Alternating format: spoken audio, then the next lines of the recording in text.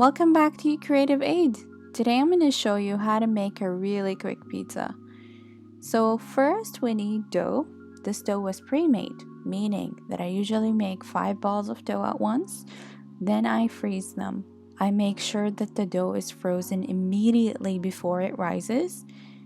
You can use the ingredients in the description to make the dough. So I took the dough out of the freezer and let it thaw in the fridge for 24 hours. You can make white dough or whole wheat dough, whatever you prefer, just change the flour. So roll out the dough depending on the size of the baking sheet. Shred some mozzarella cheese. Put the shredded cheese on the dough, like so. You can add other types of cheese, but I prefer using stretchy mozzarella cheese that has a rich, delicious flavor.